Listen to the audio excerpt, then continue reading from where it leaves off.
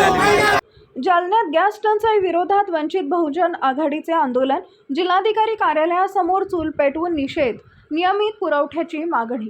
घरगुती गॅस सिलेंडरच्या वाढत्या टंचाई विरोधात वंचित बहुजन आघाडीच्या वतीनं आज जिल्हाधिकारी कार्यालयासमोर आंदोलन करण्यात आले।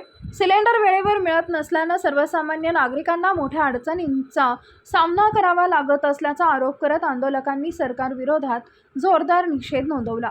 आंदोलनादरम्यान आंदोलकांनी पारंपरिक पद्धतीने चूल पेटवून भाकरी तयार करत प्रतिकात्मक आंदोलन केले। गॅस नाही तर चूलच पेटवावी लागते असा संदेश देत प्रशासनाचं लक्ष वेधण्यात आले। महिलांनी हातात लाटणं आणि तवा घेऊन मोठ्या संख्येने सहभाग नोंदवला। नरेंद्र कब मिलेगा सिलेंडर, जनता मागे सिलेंडर, चुप है नरेंद्र अशा घोषणांनी परिसर दणाणून गेला।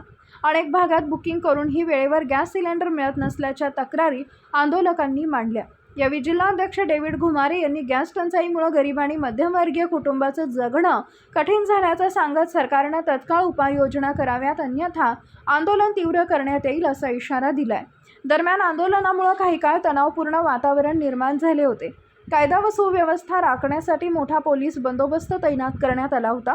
प्रशासनानं आंदोलकांचं निवेदन स्वीकारून समस्या सोडवण्याचं आश्वासन दिलंय। काय तुमची प्रमुख मागणी आहे? आदरणीय नेते बाळासाहेब आंबेडकरांच्या आदेशाप्रमाणे त्यांनी या महाराष्ट्रभर आज सिलेंडरची जी टंचाई चालू आहे त्या अनुषंगानं वंचित बहुजन आघाडी महाराष्ट्रभर जे आंदोलन करते त्याचा एक भाग म्हणून जालन्यामध्ये आम्ही दोन्ही पूर्व आणि पश्चिमचे विभाग मिळून या ठिकाणी हे आंदोलन या ठिकाणी आम्ही करत आहोत। आम्ही चूल पेटून गॅस नसल्यामुळं चुलीवर भाकर टाकलेली आहे। चुलीवरची भाकर, कांदा आणि मीठ असं आम्ही या कलेक्टरला या ठिकाणी निवेदनामध्ये देणार आहोत। विशेष म्हणजे ही जी सरकार आहे नरेंद्र मोदी सरकार ही झुकलेली आहे अमेरिकेच्या पुढे, डोनाल्ड ट्रम्पच्या पुढे त्यांनी आपलं त्या ठिकाणी मुजरा केलेला आहे।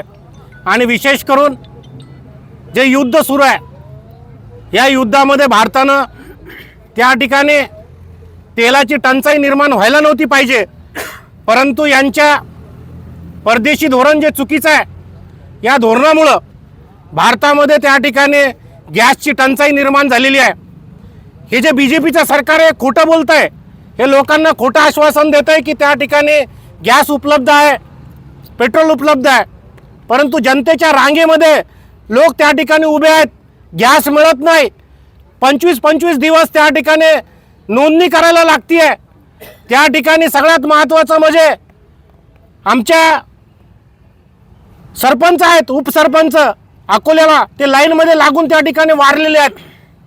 मोठी घटना या ठिकाणी होती आहे, लोक बेहोश पडत आहेत, त्यांना उन्हामध्ये उभं राहावं लागतं आहे, परंतु गॅस त्या ठिकाणी मिळत नाही।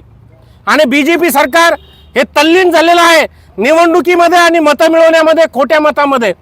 आमचा आरोप है कि जब तक तुम इस देश में सिलेंडर दोगे नहीं, हम आदरणीय नेते बाळासाहेबांच्या नेतृत्वाखाली महाराष्ट्रभर तसंच या जिल्ह्याभर सुद्धा आम्ही आंदोलन करणार आहोत। थोरात साहेबच घ्या।